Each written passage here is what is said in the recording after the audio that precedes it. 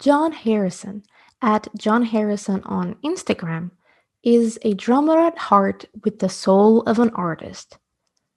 The two creative paths complement each other in a beautiful way that makes his artwork pop. Even though his approach can be categorized as non-conventional for being so emotional, his way of explaining his process leaves a lot of room for us to listen and learn. Join us today as we talk about why artists are dangerous, how the absence of color makes the piece pop, what are the two different kinds of artists, and how art relates to music. Want to be part of the show? Then send in your questions or topics you'd like to see covered to our email at hello@etralab.com. If you send us an audio recording, we might include it in the episode. Hi, I'm Anya, and this is Make More Art, a podcast by Etra, meant to inspire you to keep on creating. Now let's hear from our guest. John, let's start with the very beginning. When did you first realize that art was something you really wanted to do for a living? Oh, for a living? I thought you meant right at the beginning. When did I want to do art? Because I've drawn since I was about 4 or 5 years old. Yeah, then Never stopped. let's go there. When you were 4 or 5, Yeah. you were an art kid. Why? Do you Oh God. remember any stories? No, only about drawing on the wallpaper in the bedroom, and that didn't go down too well. But you know what? Wallpaper's there to be replaced. It's fine. Yeah. So I always drew. I read comics voraciously, and the comics in the UK had cartoon strips in them, and it was the line drawing that I really I was drawn to those line drawings. And you know, here we are nearly 70 years later. I'm still doing line drawings and adding color. So that's, you know, as I got older, 7 or 8, I got onto like the Superman, you know, the DC and the Marvel stuff. Mm-hmm. Really loved those. I just drew all the time. So yeah. What was it about drawing that made you come back for more? I have no idea. I just loved doing it, and I realized that I wasn't too bad. You know, I think if I'd drawn stuff and it didn't look reasonable, I think I may not have carried on. But you know, it was all right. So I really did just carry on and carry on. Did you have anyone that kept on encouraging you to keep on drawing, or was that all you? It was mainly me. I mean, I think my parents, bless them, I think they encouraged me to do it because it kept me out of mischief, because I had 3 other siblings, and you know, one less to worry about. Because John's fine. He's drawing. He's in the kitchen. He's on the table drawing, so that's fine. Are you the youngest, the oldest? The oldest. Oh. Yeah. I see. How far apart are you and your brothers? Well, my brother sadly died about 10 years ago now. But between us, there's 2.5 years between me and my brother, 2.5 years between me and my eldest sister, and then another 7 or 8 years between her and my younger sister. Okay. And the younger sister now is more like a mother to everybody. She, Aww. you know, she's taken command. But yeah, it's good having siblings. It is. I have 2 sisters. I'm the Great middle stuff. child. Yeah. Yeah. The oldest is like 7 years older than I am, and the youngest is 14 years younger. So. Wow. Big gap. Yeah. Yeah, huge gap. So you were very drawn to art. Was anyone an artist or a creative person in your family? No, absolutely not. So tell us about the time that you decided that art was then the path you wanted to follow in a professional sense. Professional sense, we need to fast forward from the 1960s. You need to fast forward to about 2008, because I had a varied career path. I worked in retail, then I was a professional musician. for a long Drummer. time in the 70s. A drummer, yeah, in the 70s. You see, that was the other thing. When I got to about 9 or 10, I suddenly realized, as well as being able to draw, oh, do you know what? I can actually tap and make a rhythm. So they kind of developed side by side. So it was a really good. And before you ask the question, no, nobody else in the family is musical in the slightest. Just me. So I feel Wow. blessed. Okay, let's just pause the art for a bit and go to the musical part. So you love to draw. You realize you had this like affinity for music and rhythm. Yeah. How did you go down the musical path? How old were you? Well, I had a small drum when I was about 8 or 9, and that was it. Just Mhm. one drum, pair of sticks. And then when I was about 11 to 12, I got together with 2 or 3 friends and we formed a band. This was in the 60s, of course, and the Beatles were the thing. And it just Mhm. fired us all up. So, yeah, thanks to John, Paul, George, and Ringo, but specifically in my case, Ringo. Okay. And that was it. We just played in church halls and youth clubs. And then when I was around about, where are we now? 51 to 73. When I was about 22, 23, I got a bit more of an elaborate drum kit, and we started to play more seriously than just playing around in each other's living rooms and stuff. And I got the chance to go with a band who were full time, and I thought, wow, yeah, let's do it. At that time, I actually had I had a child. Simon was born in 1970, so I was about 19 then. Wow. And so the band did a bit of work in England, then we moved to Canada for 4 or 5 years. So we lived and worked there. That was a big, yeah. And by the time we moved, I'd got another son, Daniel, who inherited my creative traits and inherited my musical traits as well. But they bypassed Simon, who's hyper intelligent. He's really clever lad, but not musical or artistic in any way. But he's a great photographer, so he's got the eye. So I'm really proud of both of them. Yeah, and that was it.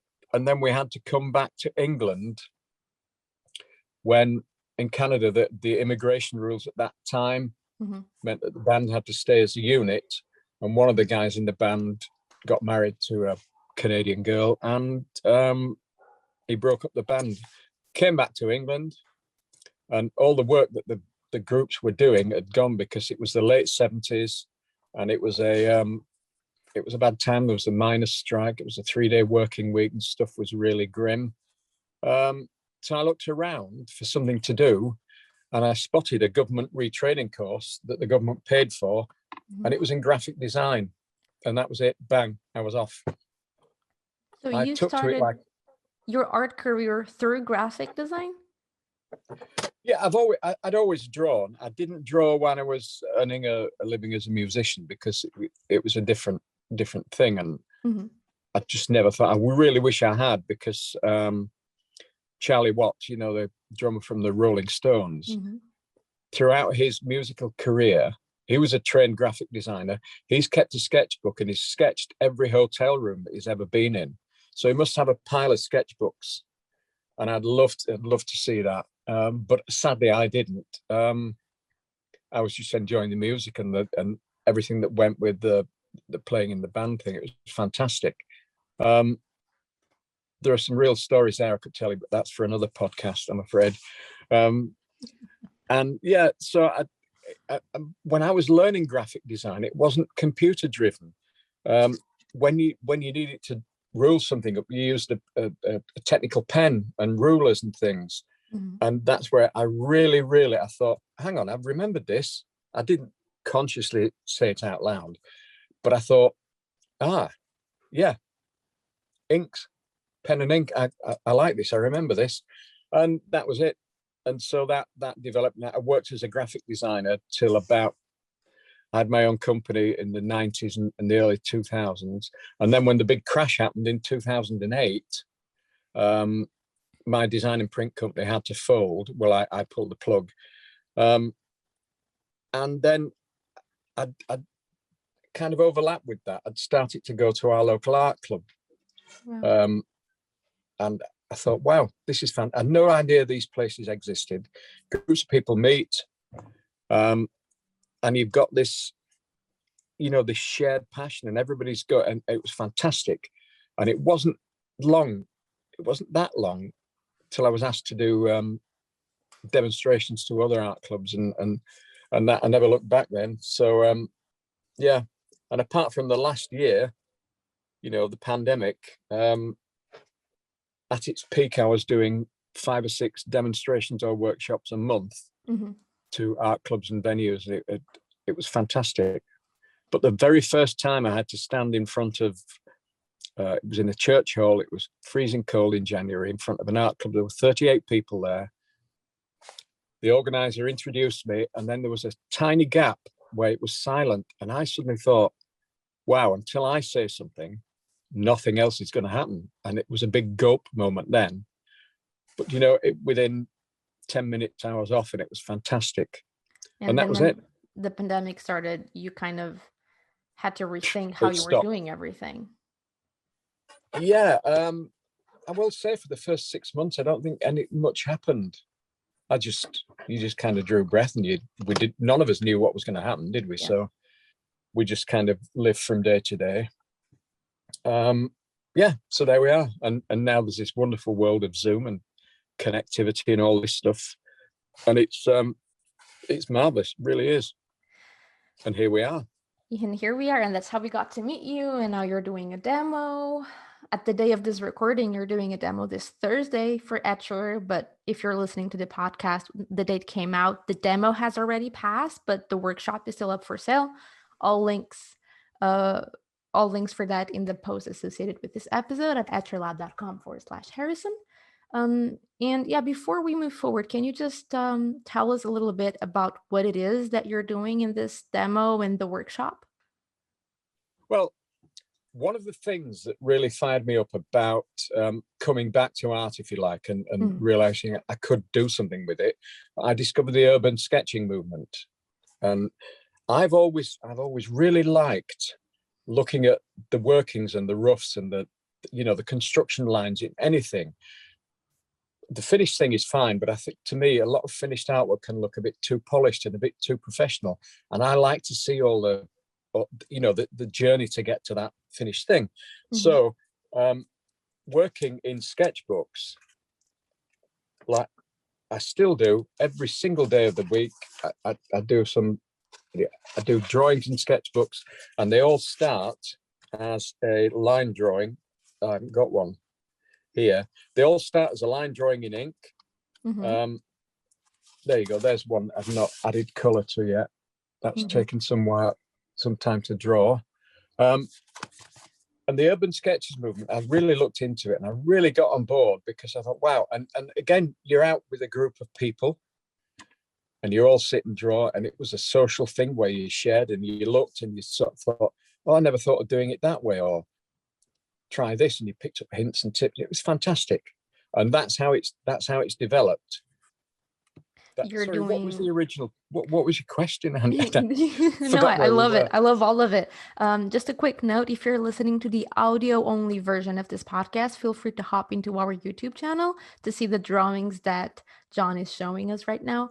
My question was about what you will be doing in the demo. In the demo, a lot of people at our clubs seem to really latch on to my technique of doing a good line drawing and then not adding color everywhere. Similar to that. Yeah. Where color's featured and it draws your eye to the part I want you to look at. Yeah, you pick one place to add color instead of adding color everywhere. Everywhere, because there are many far more accomplished watercolorists than I am that can do fantastic watercolor paintings, and I can't do that. What I can do is to do a drawing and then kind of pick an area. You see, there's a tiny little sketch. Beautiful. And the other thing, of course, is something like this takes about 10 minutes to do. Yeah.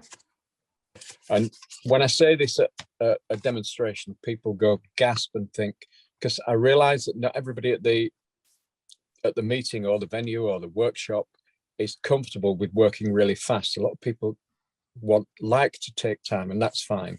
But I work fast. I think if I spend more than, I don't know, on a full drawing, if I spend more than 30 minutes on it, it starts to be overworked. And what I like is the immediacy. I like the speed and the liveliness. So in the demo, I'll be doing a demonstration of it's a landscape, and it's a fabulous landscape. I could show you the reference picture if you like. Mm-hmm. For the video people, there you go. That's the scene that we're doing. Wow. A lovely winter scene. But when I've drawn that and added color to it, there's nowhere near as much color on there, and it really focuses your eye. So that's what I'll be doing. A quick line drawing. And the other thing I never do is never to use pencil as an underdrawing. I always go straight in with a pen, which can be scary, but it produces some really nice, honest, lively results. Exactly the question I had for you. So before I dive into that, if you want to watch John's live demo at the day of this recording, it's still happening. But if you're listening to this episode now, it just happened this past Friday. The recording is up on YouTube. You can watch it, but you're still on time to sign up for John's mini workshop. So do that. Links, all the links will be on the blog post associated with this episode. Now, John, can you, because I can relate a lot to your process of work. I also love to draw super loosely. I try not to use any pencil before because it ends up losing the energy for me. So I just go and dive with ink. And I also, every time I try to put colors everywhere, I mess it up. So I'm much better at picking a place to add color. So can you talk a little bit about how do you do it? What do you have in mind when you start just inking from scratch? Because it is scary. So how? Yeah, it is. But I generally, let me find one. See if I can find one in here. Generally, well, there's another one. Wow. And that's another approach to just selected color. Rather than using color on the building, I just framed it with the sky and some greenery, because I think this is a lovely red brick building. So if I'd started to add color onto the red brick, suddenly your eye's doesn't know where to go. But that color's framing the drawing, so I wouldn't add color to that. But when I start the drawing, I always look for a strong vertical somewhere, or a good strong line, either a vertical. Yeah, it generally is a vertical, and it's usually something in the center, because too often I think if you start with at the extreme left-hand edge, if you're right-handed, which I am, you can eventually run out of space. But in the middle, if you start in the center somewhere or off center, you can spread equally both ways. And if you run out of paper space, that's fine. So you pick your focal point before you start and make sure it stays more or less in the center of the page. Is that it? Not in the center of the page, no, off to one side, because dead center is a big cliche. Yep. But I try, I have done it. It's up to the top right or down there. And at a workshop or a demonstration where there's an audience, we work from photographs, obviously, because unless it's an outside one where we can all go out with sketchbooks, that's fine. But from photographs, and the reference photographs that I supply and use, I've done most of the composition in the photograph. I'll move around until I'm happy. And that's where I never use a camera, I use a phone. And the cameras on these phones today are just unbelievable. And you can use cropping tools, and you can move the focus everywhere, and I like that. So it works in the reference photograph. So in that sense, half the compositional work is done. But then I'll start somewhere with the vertical and then work outwards and backwards. And half the time I don't know, when I'm doing the drawing, which area I'll choose to highlight. I'll wait and see when the drawing's finished. I'll wait and see, right, would that look good, or would it look there? Sometimes it's planned, like for a demonstration or a workshop. You need to plan some stuff. The other method I use is I love to do these panoramic double spread drawings, where if it's something like this, a landscape where there are buildings in the landscape, and 99.9% of my work features buildings, because that's my comfort zone. Probably the graphic designer, I like objects and squares. So in here, one of the techniques that I use, and I say, is that all the man-made things, like the buildings and the walls, they're all left as line work, and the colors left in the landscape. You can do it the other way around, where you can put color where you can just add color in a dry stone wall, but leave everything else around it Something I unpainted. really love about the way you add color is that you don't use a lot of different colors. You try to keep it to as a minimal palette as possible. Absolutely. Why? I have no idea, but it's funny. I was just packing up some paintings that I sold over the weekend, and I had lots and lots of demonstration pieces spread out on the floor to look at them. And it struck me that they're all a very similar palette. And I think it's mainly because where I live in Yorkshire, in the north of England, the Yorkshire Dales, they are all, see, there's one. There's a cottage, but they are all those natural colors, these lovely greens and the golds and the russets. And then that building has got no color on it whatsoever. So, there's lots of greens, blues, golds, natural colors. So I think, if you've got 18 or 20 colors to choose from, it's much more difficult. If you restrict yourself to 5, 6, 7, much easier to do. Plus you can mix and get some fantastic results from these accidents when colors run together. That's the other thing I love about watercolor. Those happy accidents. Fabulous. Yeah, I think there's a lot of truth in what you just said, in the sense that art can become very overwhelming to someone starting out because it is so broad and there are so many possibilities. It's exactly the same as when we go to a restaurant, when we could go to restaurants, and the restaurants that have a huge menu with a lot of dishes, and we're hungry and we're trying to pick up something to eat, and the menu never ends, and we just end up being super overwhelmed, and we just end up picking something just like, okay, probably this is good, and then I don't know about you, but I'm second guessing my choice throughout the whole dinner because I didn't even get a good look at the whole menu because it was so big. But if you go to a place where the menu has like 5 dishes, it's so easy to make a choice. Much easier, yeah. That's a good analogy, actually, with food and art. Choices. Yeah, that's good. I'll remember that one. Yeah, I always end up making analogies with food, John. I am a hopeless.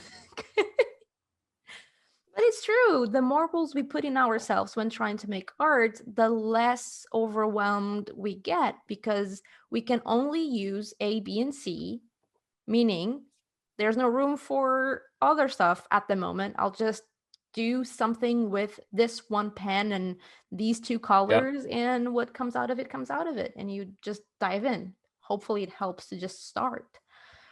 It does, but the only thing, the one other thing, people at workshops and demos say, am I allowed to do this, or am I allowed to do that? And I stop them in the tracks and say, look, as far as I'm concerned, there are no rules. So if you want to use lime green and a bright orange and some magenta, you go ahead and do it. It's your painting, it's your artwork. You don't have to do. I'm just showing you the way I do it, and hopefully you get something from it and it spark your interest enough to have a go. No rules in art. And the minute, we had this chap came and said, you're not allowed to, and you can't do that. I'm thinking, well, I would say, but you can, and you are allowed to do whatever you want to do. And this is what I love about demos and workshops, especially workshops, live ones. that if you've got 20 people at the workshop, you get 20 different views and versions, and it's incredible. I just absolutely, and that's the one thing I've missed about not doing in person. Zoom is fine, it's great, It's different. but it's that human interaction and being able to look. I've picked up some tips, and you know what? They're often the oldest people there who've been doing it for a long time, and you think, wow. I remember one chap was 92, and he was drawing. He had a lovely, lovely shaky line with his hand. See, that's the other thing I like. Never use a ruler. I've got rulers just for measuring. Look, lovely, lovely Oh my antique God, one. that's a magic ruler. Look at that. It's fantastic. That's nearly as old as I am. But I never use rulers to draw lines on the in the image that I'm drawing. Never. So I actually actively look for a shaky line or a line with character, which again is why I use the paper that I use. It's a rough finish. It's not smooth. So if you hold the pen the way I do, which is fairly lightly, you get skips in the line, and it instantly gives you character. And this chap he said, look, I've got a shaky hand. I said, yeah, but that drawing is fantastic. I wish I could do. And when you force yourself to do that shake, it doesn't look right. No. It's like someone being sincere with their communication strategy, with the way they talk, and someone being honest. You can sniff it miles away, because honesty in someone is so easy to feel. And what you're saying, it looks to me that it's exactly the same with art making. If you're making it the way you make it, it's you who are in the page and not someone you're pretending to be, which is why sometimes it saddens me a bit when I see someone trying to learn to paint exactly the same way set teacher is painting. It's good for practice to understand how they use it, but to make your own pieces, just take away what is relevant to you and then make it yours. Just like you were saying, the shaky lines. I wish I had that in front of me now. That looks beautiful. I've got a book by Nick, and I can never pronounce his name. It's spelled Ptelomny, Ptelemy Dean, and he's an architectural illustrator. And there isn't a straight line in this book. It's a really big book. It's out of print now, but it's just wonderful. And I look at them, I just sit turning the pages and marveling and inspiring. But yeah, they say the eyes is the window to someone's soul, but I think the art is the door or something. It is, absolutely. They are. And the biggest compliment, and it kind of clicked. I thought, well, actually, I'm doing right, was when somebody said to me, commented, I'd posted something online on Instagram, I think, in the early days before I knew what I was doing. And somebody said, yeah, that was instantly recognizable. I knew it was yours. And I thought, oh, wow, do you mean I have a style then? And actually you do. And everybody does. It's like your handwriting. If you force yourself into calligraphy, that's fine. Just write the way you do. In fact, my branding, my logo is my handwriting, because it's the most personal thing that you've got. Rather than I could show you all the logos I've designed for myself, because I can, and I love doing it. But it comes back to the personal thing. Yeah. So yeah. Beautiful. So yeah, you're right. What you said. It's great to copy and practice. But that practice should only be a springboard to let you find, well, I actually didn't like doing that, but I like this bit. And then you take those bits. Who was it said that good artists copy, but great artists steal? I think it was David Hockney. No, it wasn't. It was Francis Bacon. It was one of them anyway. But yeah, there you go. Wow. I have something I'd like to hear your thoughts on. Sure. So I was once told or heard somewhere that there are two kinds of artists: drawers and painters, in a way, in the sense that some people think in line and some people think in shapes. So for example, for me, every time I do something, I think in lines. I need to grab a pen and I need to draw it, and then I put some color on it. And to other people, they see the shapes, they see the colors, they put brush on paper, on canvas, and then maybe they do some touches with pens, pencils, whatever it is that they do. Yeah, yeah. So, yeah, what are your thoughts about this? Well, you're absolutely right. For me, it always starts with a line. Always. I mean, I've done experiments where I've done a watercolor wash first Hmm. and added the line, but you kind of then the line feels constricted that you're working around the shapes, and it works, but it's not me. Um, I always look for lines everywhere. Um, I would love to, there's a program goes out in England called the Landscape Artist of the Year. Have you seen it? No. No, no. It's run by Sky Television, Okay. and they have a competition every year. They have two actually. There's one that's the Portrait Artist of the Year, Hmm. and the other one's Landscape Artist of the Year. And they have 5 or 6 artists that featured, and they paint, um, and they seem to favour painters. There's a big debate growing amongst me and my cronies in the sketching world. You know, we've got a little circle about who's going to win, and it's never anybody that uses line. It's always a pure painter. Now, I would love to be able. I love watching somebody painting a portrait in oils, and there are the marks there and marks there, and you stand back and suddenly, wallop, a face emerges. It's just incredible. I can't do that. Like you, it's always got to start with a line. So that's your answer Yeah. for me. Thank you. For me, Yeah, it does make lines. sense to me. And I don't know, it just something very liberating just to hear you say, oh, yeah, I did try to put some shapes and then put a line on it. It didn't feel quite right. I'm like, it wasn't just me. I tried it too. And it felt so wrong. Okay, good. I don't feel alone anymore. Yeah. What is a relationship between music and art for you? Oh, good grief. Well, the relationship. It's very, very, very similar in music. When you play music, and certainly my background, I was never formally taught music. I just learnt by listening. And I'm very lucky that I've got an ear and I could pick up and I listened voraciously. Um, and some of the best bands I've been in, you've wandered off, improvisation happens, and that's where the magic happens. It's not planned. It's just spur of the moment, and you go off. You play this bit, and the other guys respond to it, and you're off on a different path. Well, that's what I like about art. I can be drawing away, and suddenly my mind says, "Try this," and you're off. And that's where the magic. And especially with watercolor, you improvise with mixing color or just letting watercolor do its own thing. Never try and force it, and it improvises on the page, and that's what happens. So yeah, for me, that's the parallel.